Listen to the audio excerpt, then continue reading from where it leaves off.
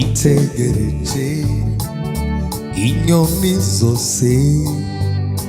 inyamaswa z'ishamba n'amafi yose byose ni ibyawe none Yesu we nakwituriki itegereje inyoni zose inyamaswa z'ishamba n'amafi yose byose ni ibyawe none Yesu we nakwituriki mfashe inanga yanjye ineza yo wangiriye mutima wanjye wuzuye ishimwe mvuga ibyiza wankoreye mfata inanga yanjye ndirimbe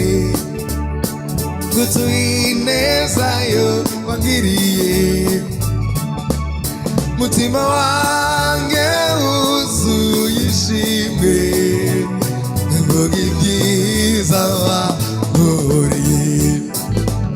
ifeza n'izahabu byose ni ibyawe iby'igiciro byose ni ibyawe nibyo dutunze twabihawe nawe none Yesu we twakwiturika mfashe inanga yanjye ndirimbe ngutuye ineza yo wangiriye mutima wanjye wuzuye mvuga ibyiza mfashe inanga yanjye ndirimbe ngutuye ineza yo wangiriye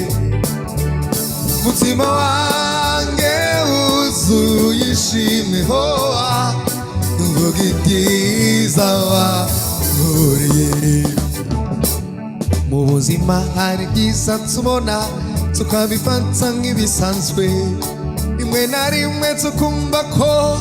byari bikwiye no kubaho nyamara burya hari Imana isumba byose ibikora ituwiteka nyiringabo hashimwe haleluya mu buzima hari byiza tubona tukabifata nk'ibisanzwe rimwe na rimwe tukumva ko byari bikwiye no kubaho nyamara burya hari Imana isumba byose ibikora ituwiteka nyiringabo hashimwe amaso yacu yabonye byinshi amatwi yacu yumvise byinshi intambwe zacu yazaguriye kumukorera ibyo akora n'imbabazi agira nibyo bituma tumukunda imbere ye niho hari byose twifuza uwiteka ashimwe ashimwe amaso yacu yabonye byinshi amatwi yacu yumvise byinshi intambwe zacu yazanguriye kumukorera ibyo akora n'imbabazi agira nibyo bituma tumukunda imbere ye niho hari byose twifuza uwiteka ashimwe ashimwe nicyo gituma umutima wanjye utazatinya na gato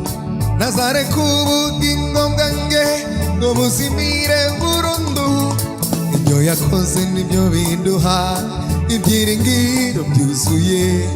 yuko n'ibisigaye byose azabikora nicyo gituma umutima wanjye utazatinya na gato ntazareka ubugingo bwanjye ngo buzimire rikisakatakamene ibyo ibye nibyo biduha ibyiringiro byuzuye yuko n'ibisigaye byose azabikora. Amaso yacu yabonye byinshi, amatwi yacu yumvise byinshi, intambwe zacu yazaguriye kumukorera. Ibyo akora n'imbabazi agira nibyo bituma tumukunda, imbere ye niho byose twifuza. Uwiteka ashimwe, ashimwe. Amaso yacu yabonye byinshi, amatwi yacu yumvise byinshi, intambwe zacu yazanguriye kumukorera. Ibyo akora n'imbabazi agira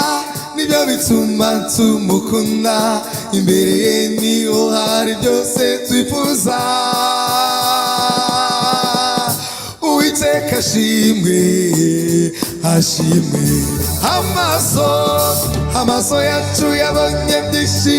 amatwi yacu yumvise byinshi, intambwe zacu yazanguriye kumukorera.